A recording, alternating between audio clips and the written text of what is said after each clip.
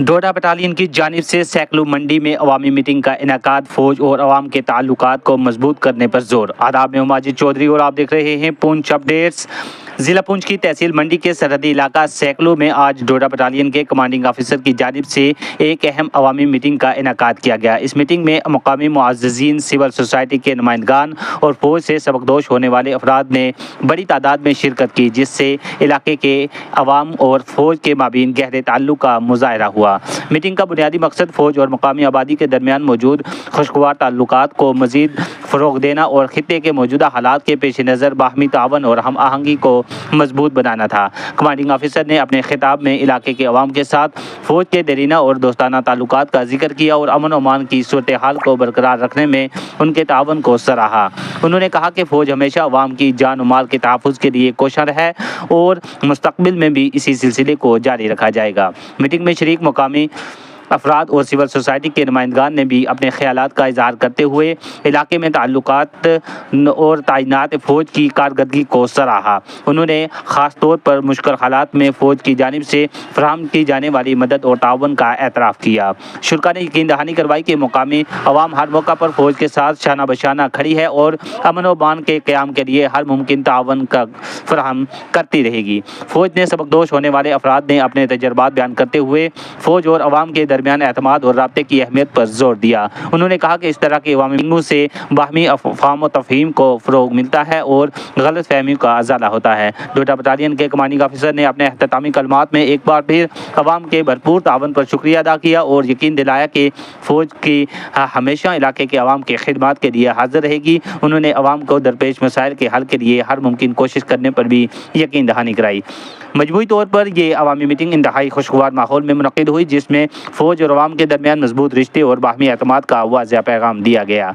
इस तरह की मुस्बत सरगर्मियाँ सरहदी इलाकों में अमन अमान के क़याम और तरक्की के लिए इंतहाई अहमियत की हामिल हैं। आइए देखिए इस ज़िमन में आपके मेज़बान माजिद चौधरी की मंडी से कवर की गई ये ख़ास और मुफस्सल रिपोर्ट। इस मौके पर बुलाया अचानक होती है तो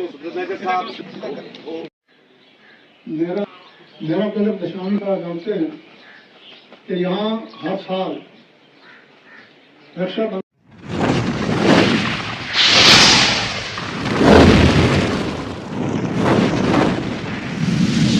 आप सब लोग समझोगे इस बात को कि टाइम लगता है सेटल होने में। तो जैसे 3-4 महीने हो गए तो कुछ हालत आपको पता पड़ ही गया था, वहाँ कलसियाँ और उधर से कुछ हालत ऐसे हो गए थे, तो उसकी तैयारी में लग गए और मौका नहीं मिला ढंग से ऐसे मिलके बात करने का। तो मकसद ये है कि हाँ, जो अपने यहाँ आसपास के लोग हैं उनसे राब्ता हो जाए, जानकारी हो जाए। वैसे तो जानकारी हो रखी है सब लोगों से, लेकिन फिर भी ऐसा इस तरीके से नहीं हुआ, फेस टू फेस नहीं हुआ था।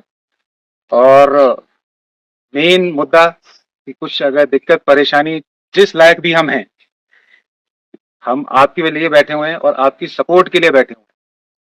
तो अगर कुछ भी ऐसी दिक्कत परेशानी सिविल एडमिनिस्ट्रेशन से बात करके अगर कहीं पे कुछ कर सकते हैं हम, जो फौज का काम है उसमें आप लोगों का कोई सपोर्ट हो सकता है किसी भी तरीके से, तो वो मेन काम है, वो मेन एम है। ठीक है, तो अगर किसी का कोई पॉइंट है तो आप बता सकते हो। और दूसरा एक जो इम्पोर्टेंट चीज़ और है कि वो पहलगाम का अटैक आप लोगों को पता है, हमारा एरिया अब तक पीसफुल है आप लोगों की सपोर्ट की वजह से।